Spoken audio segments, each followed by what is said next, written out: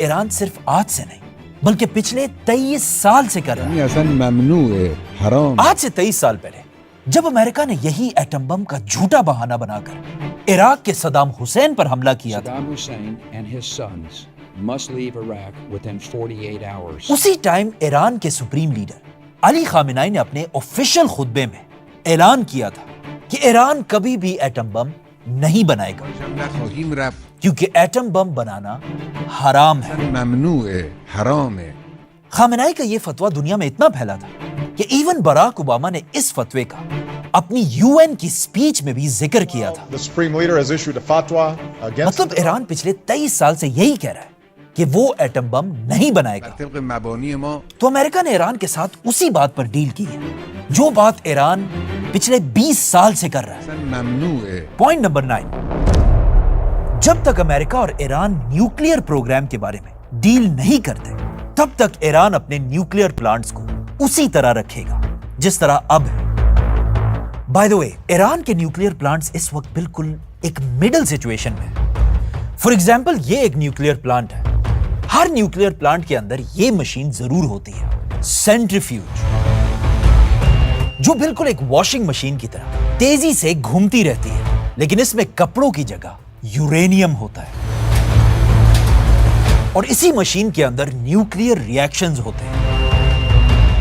اگر اس مشین میں یورینیم کو 5% تک رکھا جائے تو اس سے کوئی مسئلہ نہیں ہوتا اور اس سے صرف بجلی بنتی ہے.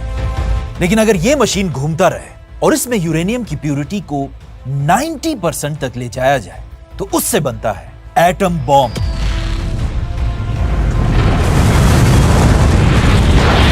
ایران کے نیوکلیئر پلانٹس میں اس وقت یورینیم 60% پر رکھا ہے، مطلب ایٹم بم کے بہت ہی قریب. لیکن ایسا صرف ایران امریکہ اور اسرائیل کو ڈرانے کے لیے کر رہا ہے، اور یا کیا پتا ایک دن ایران ایٹم بم بنا بھی دے. پوائنٹ نمبر 10، امریکہ ایران پر کوئی بھی نئے سینکشنز نہیں لگائے گا، جو اگین ایران کی جیت ہے. پوائنٹ نمبر 11، امریکہ ایران کے ان سارے پیسوں کو ریلیز کر دے گا جو امریکہ نے ایران پر پابندیوں کی وجہ سے بلاک کر دیے تھے. الجزیرہ کی رپورٹ کے مطابق ایران کے اس وقت $100 بلین سے بھی زیادہ پیسہ امریکہ نے بند کیا ہوا ہے. مطلب ایران کو $100 بلین واپس مل سکتے ہیں، جو اگین ایران کی ہی جیت ہے. پوائنٹ نمبر 12، امریکہ اور ایران کچھ لوگوں کو سلیکٹ کریں گے جو اس ڈیل پر سائن کریں گے. Not important.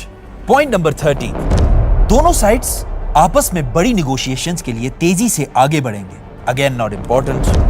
اور آخری پوائنٹ یہ ہے کہ یہ ایگریمنٹ UN سے سائن کی جائے گی. مطلب ان 14 پوائنٹس میں کوئی بھی یہ آسانی سے دیکھ سکتا ہے کہ اس ایگریمنٹ میں صرف ایک ہی پوائنٹ امریکہ کی فیور میں اور باقی 13 پوائنٹس ایران کی فیور میں. لیکن یہ ایگریمنٹ ہونا اب بھی اتنا آسان نہیں، کیونکہ جتنا ہم سب اس ایگریمنٹ کی وجہ سے ایران کے لیے خوش ہیں، اتنا ہی ایک آدمی اس وقت دنیا میں چیخ چیخ کر رو رہا ہے. اسرائیل کا پرائم منسٹر نیتن یاہو. اور بالکل پہلے کی طرح وہ اب دوبارہ کوشش کر رہا ہے کہ کسی طرح یہ ایگریمنٹ بھی ٹوٹ جائے اور امریکہ اور ایران کی دوبارہ جنگ شروع ہو.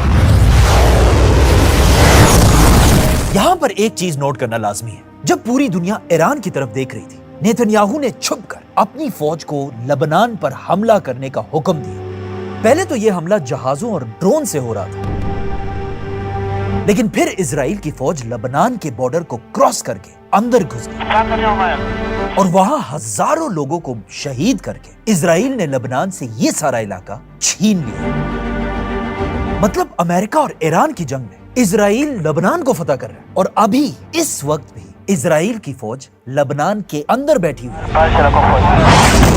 مطلب اسرائیل کا سائز اور بھی بڑھ چکا ہے.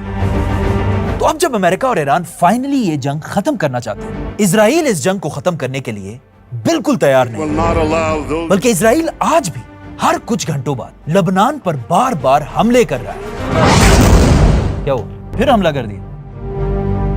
بلکہ اب اسرائیل اتنا فرسٹریٹ ہو چکا ہے کہ اسرائیل کے پارلیمنٹ میں منسٹرز کھل کھل کر امریکہ اور ٹرمپ کے خلاف باتیں کر رہے ہیں. और इसराइल को चुप करने के लिए अमेरिका का वाइस प्रेसिडेंट इसराइल को ही धमकियां दे रहा है। that Netanyahu is fuming. आज से 3 महीने पहले ये जंग तब शुरू हुई थी जब सुपर पावर अमेरिका और इसराइल ने मिलकर अकेले ईरान पर हमला किया था।